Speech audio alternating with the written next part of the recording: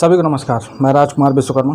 हमेशा की तरह हमारी कुछ खास चर्चाओं में अभी आप लगातार देख रहे होंगे कि चुनावी तर्क वितर्क और साथ ही साथ जो है क्षेत्र की मूलभूत सुविधाओं को लेकर के हमने एक मुहिम छेड़ रखी है, जिसमें चाहे क्षेत्र की जनता हो, हमारे क्षेत्र के पत्रकार हों, नेता हों या फिर जनप्रतिनिधि हों, हर किसी से सवाल करना वाजिब है।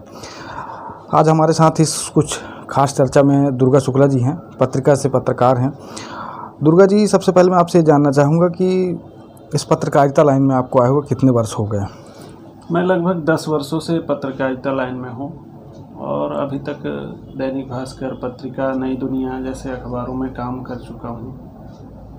और 10 वर्षों से मैंने इस क्षेत्र को करीब से देखा है, इस ज़िले को करीब से देखा है, यहाँ की समस्याओं को बड़ी करीब से देखा है, जो आज भी जस की तस है। 10 वर्षों में स्थिति थोड़ी बहुत बदली होगी, उससे ज़्यादा कुछ नहीं बदल पाई है।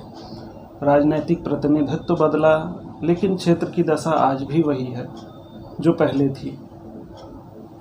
अभी हाल फिलहाल देखिए, आप लोग तमाम कई तरह के मुद्दे सामने लेकर के आते रहते हैं।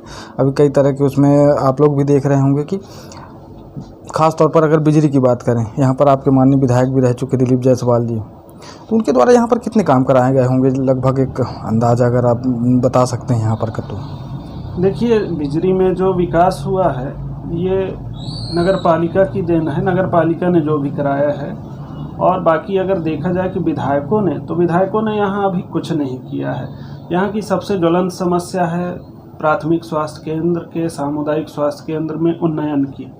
10 वर्ष पहले मुख्यमंत्री जी ने इसकी घोषणा भी की थी कि हम इसका उन्नयन करके सामुदायिक स्वास्थ्य केंद्र बना देंगे, लेकिन आज भी उसका उन्नयन नहीं हो पाया। जस की तस है स्वास्थ्य केंद्र की स्थिति। लोग अपने आप को ठगा महसूस कर रहे हैं कि मुख्यमंत्री जी ने जो कहा वो भी पूरा नहीं किया। और स्थानीय जनप्रतिनिधि जो कहते हैं कि उनकी मुख्यमंत्री जी से करीबी है, तो मैं सिर्फ ये कहना चाहूँगा कि अगर करीबी है तो कभी मुख्यमंत्री जी को इस बात का स्मरण क्यों नहीं कराया गया कि माननीय आपने एक घोषणा की थी बिजली में, उसको पूरा किया जाए। और ये हमारे शासन की कमी को दर्शाता है, तो उसको आज तक किसी जनप्रतिनिधि ने स्मरण नहीं कराया मुख्यमंत्री जी को। कई बार मुख्यमंत्री जी यहाँ आए हैं ज़िले में, नगर में, लेकिन आज तक वही स्थिति रही है।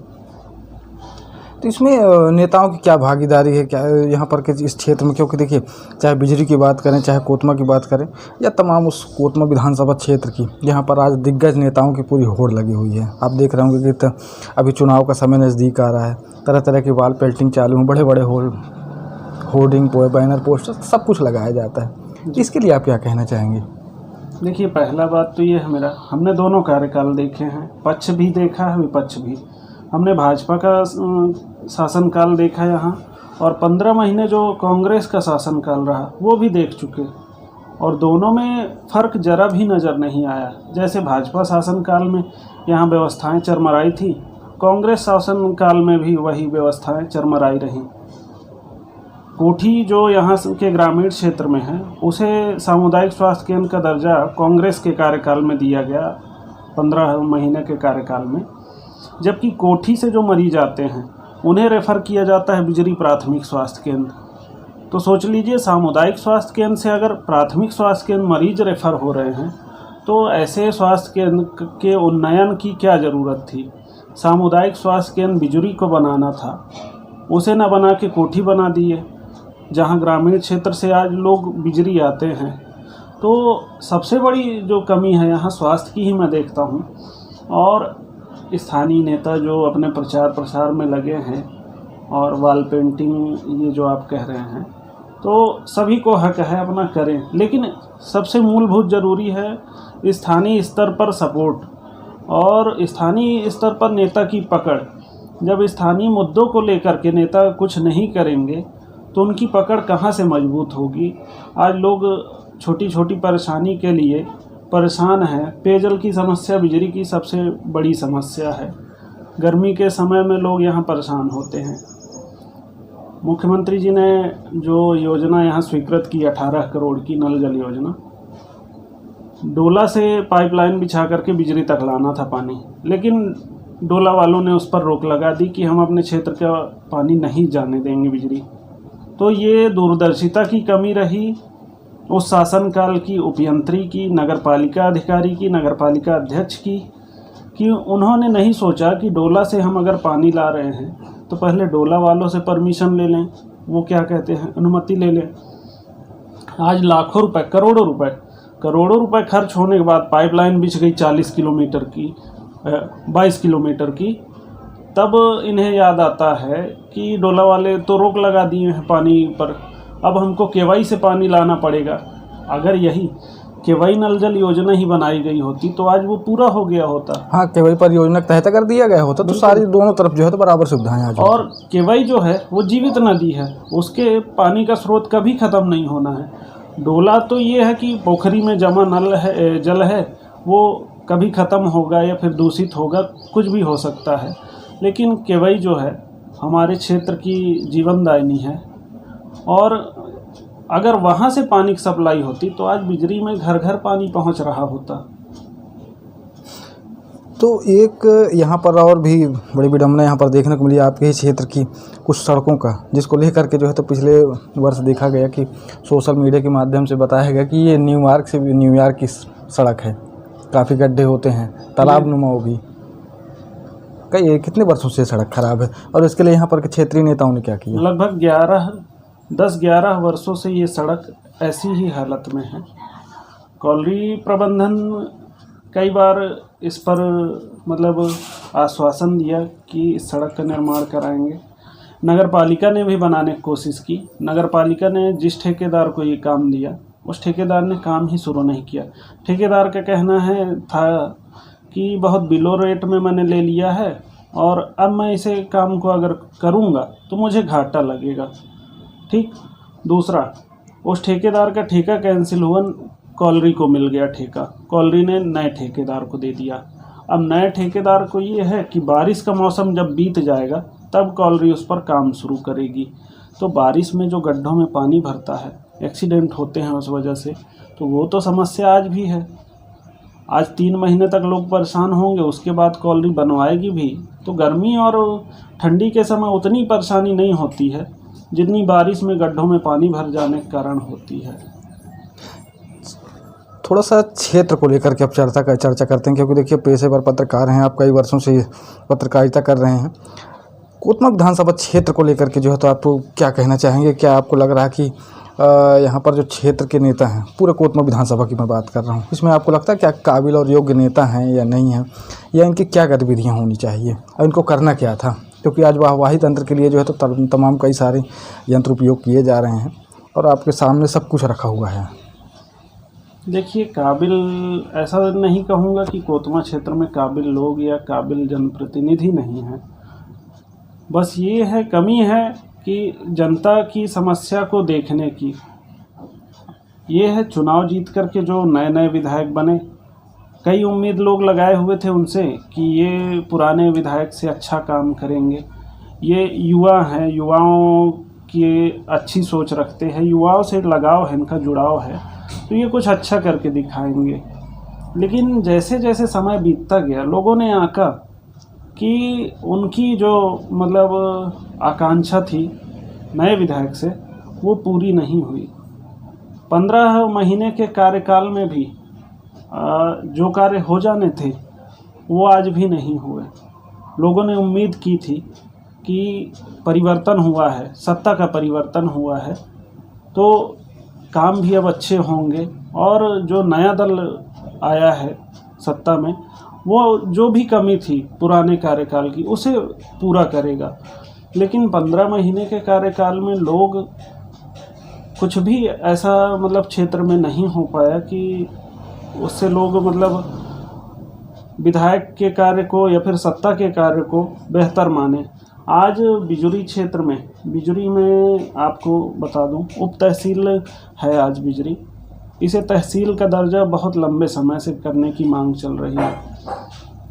बंद होती कोयला खदानें इस क्षेत्र की सबसे बड़ी प्रमुख समस्या, कोयलांचल क्षेत्र है और जमुना कोतमा क्षेत्र तथा हसदेव क्षेत्र मिलाकर दो सबसे बड़ी जो समस्याएं आज वर्तमान में सामने हैं, एक तो पहला क्षेत्र का पलायन जी, और दूसरी तरफ रोजगार की जो असुविधा आज हो रही है, क्योंकि धीरे धीरे खदानें, जैसा आपने भी कहा कि खदानें बंद हो रही जी हैं। जी तो आज हमारे अनूपपुर ज़िले में आज के लगभग एक आपका डोलर उधर खुल गया, सुहागपुर एरिया लगता है वहाँ पर से, और एक आपकी ये बिजरी के है ही, और इधर डोलर राजनगर का। जी। देखिए क्या है, बिजुरी क्षेत्र हो, राजनगर क्षेत्र हो या फिर कोतमा क्षेत्र हो, लगभग कोतमा विधानसभा जो आश्रित है वो कोयला खदानों पर आश्रित है। जो आर्थिक समृद्धि है क्षेत्र की वो कोयला खदानें हैं, लेकिन लगातार कोयला खदानें बंद हो रही हैं, कोयला भंडार खत्म होते जा रहा है जो पुरानी खदानें हैं, और नई खदानें खुल नहीं रही हैं। नई खदानें जो खुली भी हैं उनमें ये है कि निजी खदानें खुल पा रही हैं। अगर कोल इंडिया की खदानें खुलती तो उससे लोगों को और ज़्यादा बेनिफिट होता। निजी कोयला खदानों में एक सीमित फ़ायदा है, जैसे ठोडहा बसखला में अभी निजी कोयला खदानों का प्रारंभ होना है, शुरुआत हो चुकी है, लेकिन उसमें अभी काफ़ी देर है और निजी है, इस वजह से ज़्यादा लोगों को इससे फ़ायदा नहीं मिल पाएगा। दूसरी मैं आपको बात करूं, वर्ष 2011 में यहाँ विलस्पन एनर्जी प्रारंभ होनी थी, उसके लिए लगभग 1300 एकड़ भूमि अधिग्रहित की गई थी, मंटोरिया, छतई, उमरदा 3 गांवों को मिला करके, और 1200 मेगावाट की यह परियोजना थी। जैसे मोजरवेयर है उसी परिप्रेक्ष्य में यहाँ भी खुलना था। भू अधिग्रहण हुआ, मुआवजा भी बटा लोगों को, लेकिन आज 11-12 वर्ष हो गए उस बात को, आज तक उसका कुछ उसे पता ही प्रारंभ नहीं है किया जा सका। कंपनी ने जो सुविधाएं ग्रामीणों को दी थी वो भी बंद कर दिया। स्वास्थ्य केंद्र जो कंपनी ने खोला था वहाँ वो बंद कर दिया, पशु चिकित्सालय जो खोला था वो बंद कर दिया, महिलाओं को सिलाई प्रशिक्षण केंद्र जो खोला गया था वो भी बंद कर दिया गया। आज कंपनी का कुछ भी अता पता नहीं है कि कहाँ है कंपनी, और जिला प्रशासन हो चाहे स्थानीय जनप्रतिनिधि हो, आज तक इसे क्यों नहीं खोला गया, इनके पास कोई जवाब नहीं है कि क्यों प्रारंभ नहीं हो पाया, या फिर अगर प्रारंभ नहीं होना है तो उन ग्रामीणों को उनकी भूमि क्यों नहीं लौटाई जा रही है, उसे रद्द किया जाए। जो भू अर्जन किया गया है उसे रद्द किया जाए, किसानों को उनकी ज़मीन दे दी जाए, कम से कम भूखे नहीं मरेंगे, खेती करेंगे वो उस पर। लेकिन इस पर भी आज तक ये इतनी बड़ी ज्वलंत समस्या है। आज अगर वो पावर प्लांट खुल जाता, क्षेत्रों में आर्थिक समृद्धि आती, बंद होती कोयला खदानों को एक तरफ से वो कवर कर लेता, जैसे मोजरवेयर ने समृद्धि ला दी जतहरी क्षेत्र में, यहाँ भी कुछ ऐसा ही हो जाता, लोगों को रोजगार मिलता, स्वरोजगार के साधन खुलते। लेकिन ये सब भी आज तक बंद पड़ा हुआ है, कोई भी नया रोजगार का साधन आज नहीं है, युवा पलायन कर रहे हैं। आज आपने कुछ दिनों पहले एक वीडियो वायरल हुआ था, वो देखा होगा कि गुजरात लोग काम करने गए और वहाँ कंपनी ने चोरी का आरोप लगाकर बंधक बनाकर उन्हें जानवरों की तरह पीटा। ये क्यों हो रहा है? क्षेत्र में आज रोजगार के साधन नहीं हैं, लोग पलायन करने के लिए विवश हैं। स्थानीय जनप्रतिनिधि क्या कर रहे हैं इस संबंध में, ये उन्हें सोचना चाहिए कि हमने क्या दिया है।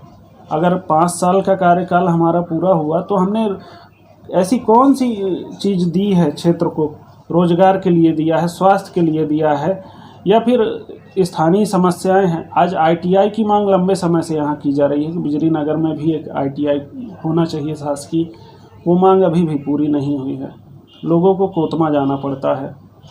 राजनगर क्षेत्र में महाविद्यालय 2 स्कूल के कमरों में संचालित है, महाविद्यालय नया भवन बन रहा है, लेकिन मूलभूत जो बात है वो ये है कि कॉलेज में प्रोफेसर्स नहीं हैं, नियमित स्टाफ नहीं है। जब यही नहीं होंगे तो महाविद्यालय संचालित होने का मतलब क्या है? अस्पतालों की भी तो आज वही स्थिति है, स्कूलों की वही स्थिति है, क्योंकि देखिए आज जब चर्चा हो रही है हम लोगों की तो फिर इसमें और भी कई सारी चीज़ें आती हैं। आपका जैसे प्राथमिक स्वास्थ्य केंद्र की अगर हम बात करें, चाहे कोतमा की चाहे बिजरी की, जी। डॉक्टर नर्सों के वही हालात हैं। एक डॉक्टर होता है, कुछ नर्सें होती, कुछ स्टाफ होता है जो पूरी अस्पताल चला रहे हैं। शिक्षकों के वही हाल हैं। मुख्यमंत्री की महत्वपूर्ण एक योजना है मुख्यमंत्री संजीवनी क्लिनिक। अपने ज़िले में 4 स्थानों पर वो प्रारंभ होना है। बिजरी में प्रारंभ हो गया है, राजनगर में भी कागज़ों में प्रारंभ है। बिजरी में मंगल भवन जो पहले था वहाँ इसे संचालित किया जा रहा है। एक आज तक वहाँ के लोगों ने डॉक्टर को नहीं देखा कि डॉक्टर कोई है कि नहीं है। कभी कभार जब अधिकारी विजिट करते हैं तो एक स्टाफ नर्स एएनएम जो है वो पहुँच जाती हैं और कोरम पूरा कर लिया जाता है। मुख्यमंत्री संजीवनी क्लिनिक का उद्देश्य ये नहीं था कि आप कोरम पूरा करें। जब आपके पास स्टाफ नहीं है तो बंद कर दीजिए, लोगों को क्यों परेशान कर रहे हैं। लोग कम से कम ये है प्राथमिक स्वास्थ्य केंद्र में जाएंगे जहां कम से कम चिकित्सक तो उपलब्ध रहेंगे। राजनगर में भगत सिंह चौक के पास संचालित कर रहे हैं मुख्यमंत्री संजीवनी क्लिनिक, वहां का भी यही हाल है, वहां भी चिकित्सक नहीं है, आए दिन ताला बंद रहता है। राजनगर में प्राथमिक स्वास्थ्य केंद्र खोल दिए हैं, आज तक वहां चिकित्सक की नियुक्ति नहीं हुई है। एएनएम रहती हैं या फिर कोई वार्ड बॉय रहता है। ऐसे निगवानी चिकित्सालय देख लीजिए, आए दिन ये समस्या वहाँ रहती है, चिकित्सक नहीं है। और चिकित्सालय प्रारंभ भी कर दिया जाए लेकिन चिकित्सक ही नहीं है तो किस मतलब का। कोठी में चिकित्सक नहीं है, वहाँ सामुदायिक स्वास्थ्य केंद्र बना दिए ना। सामुदायिक है लेकिन एक चिकित्सक नहीं है। कभी जब कोई इमरजेंसी हो जाती है तो बिजरी के चाहे कोतमक किसी चिकित्सक को 2-4 दिन भेज के और कोरम पूरा कर लिया जाता है। क्षेत्र समस्याओं से भरा है और लोग उम्मीद लगाए हैं कि कोई तो आए, सत्ता में, बागडोर में, विधानसभा में, किसी भी पद पर आए, विधायक बने, वो उनकी समस्याओं को दूर करे। अब आपको क्या लग रहा है, क्योंकि देखिए समय भी नज़दीक है, 4 महीनों बाद जो है तो चुनाव होना है जी। और इन 4 महीनों के अंतराल बड़े अभी लंबे होने वाले हैं। क्षेत्र के उन चुनाव लड़ने वाले प्रत्याशियों के लिए आप क्या मैसेज देना चाहेंगे? मैं सिर्फ इतना जानना चाहूँगा। देखिए, मैं आपको बताना चाहूँ, ये जो आगामी चुनाव है ये मुझे लगता है किसी दल पर निर्भर नहीं करेगा, ये चेहरे पर निर्भर करेगा। जिस दल के पास अच्छा चेहरा होगा वो विजयी होगा और जो पुराने चेहरे को किसी पर लादने की कोशिश करेगा आम जन पर, उसे हार का सामना करना पड़ेगा। क्योंकि दोनों ही दलों की स्थिति सेम है। किसी ने ऐसा कोई बहुत अच्छा काम नहीं कर दिया है कि दल को देख कर के लोग मतदान करें या फिर उसको विजयी बनाएं। लोग सिर्फ चेहरा देखेंगे जिस पर उन्हें भरोसा होगा कि ये उससे बेहतर है, कुछ करेगा, हाँ, उनकी आशाओं पर खरा उतर सकता है, तो उसी को मतदान होगा। और इस बार ये है कि परिवर्तन भी क्षेत्र की जनता की जो आंतरिक वो है वो मैं महसूस कर रहा हूँ। आंतरिक मंशा की परिवर्तन होना चाहिए, वो महसूस कर रहे हैं हम लोग कि शायद परिवर्तन हो इस बार क्षेत्र में। चलिए, बहुत बहुत धन्यवाद दुर्गा जी, आपने समय दिया, अच्छी चर्चाएं हुई। क्योंकि इस चुनावी सत्र में देखा जा रहा है कि आज प्रत्याशियों की तमाम भीड़ लगी हुई है। और ऐसा नहीं, कोतमा विधानसभा कहा जाए कि शहडोल संभाग की उन 8 सीटों में एक इकलौती सीट है जो सामान्य सीट होती है और यहाँ पर भीड़ है। भीड़ कैसी कि क्षेत्र के नेताओं से लेकर के जो विधानसभा के प्रत्याशी अपने आप को जो है तो मान बैठे हैं, दावेदारी कर रहे हैं। और लगभग यहाँ एक विषय देखा जा रहा है, चाहे भारतीय जनता पार्टी के नेता हों चाहे कांग्रेस के, उनका मानना यह हो गया है कि उनकी सबकी टिकट फाइनल है, हर किसी को चुनाव लड़ना है। लेकिन कहीं ना कहीं पर वास्तविकता यह है कि क्षेत्र के उन मुद्दों से, जैसे कि अभी हमारे दुर्गा जी ने बताया कि यहाँ पर की ऐसी ऐसी समस्याएं हैं, चाहे रोजगार की बात हो, चाहे स्वास्थ्य सुविधाओं को लेकर के, चाहे शिक्षा व्यवस्था की बात हो, तो कहीं ना कहीं पर ये तमाम जो मुद्दे हैं कहीं स्थायी नहीं रह गए, बल्कि आज एक हवा की लहर की तरह जो है तो यहाँ पर चल रहे हैं, लेकिन दिखाई किसी को नहीं दे रहा है। आज यहाँ पर हर किसी को सिर्फ और सिर्फ चुनाव लड़ना है। आप एक चीज़ देख रहे होंगे, अगर आप इस क्षेत्र के निवासी हैं तो आप देख रहे होंगे कि बड़े बड़े होर्डिंग, बड़े बड़े बैनर, पोस्टर, तमाम हर चीज़ लगाए जा रहे हैं। लेकिन क्या उनमें कहीं पर यह लिखा होता कि इस क्षेत्र की समस्या के लिए हम जो है तो उस लड़ाई को लेकर के आगे चलेंगे? और ख़ास तौर पर यह देखा जाता है कि जब चुनाव के 5 से 6 महीने बचे होते हैं तो अक्सर जो है तो नेताओं की भीड़ सामने आ जाती है, लेकिन जब क्षेत्रीय मुद्दों की बात आती है तब कोई नज़र नहीं आता है।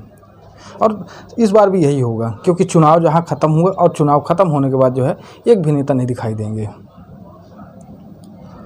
तो क्षेत्र की जो सारी समस्याएं हैं, क्योंकि जितना हमने आकलन निकाला यहाँ पर इसके अलावा भी मैं कई अन्य ज़िलों में भ्रमण कर चुका हूँ, जहाँ पर मैं देखता हूँ कि आज स्वास्थ्य सुविधा हूँ और भी तमाम कई सारी समस्याएं, खास तौर पर हमारे इस कोयलांचल नगरी के लिए आज जो पलायन की स्थिति बनी हुई है, क्षेत्र में रोजगार ख़त्म की ओर है और धीरे धीरे क्षेत्र ही ख़त्म की ओर है। इसके लिए हमारे स्थानीय नेता हों, चाहे हमारे इस प्रदेश के मुखिया हों, किसी भी तरह से किसी का कोई भी रुख इस तरफ होता ही नहीं है। तो चलिए, इसके साथ जो है तो अगली कड़ी में हमारी मुलाकात फिर होगी कुछ ऐसी खास चर्चाओं के साथ, क्योंकि बातें जो हैं तो हमारी बड़ी लंबी हो चुकी, चर्चाएं भी हो चुकी। अगली कड़ी में हमारी मुलाकात फिर होगी। मैं राजकुमार विश्वकर्मा, धन्यवाद।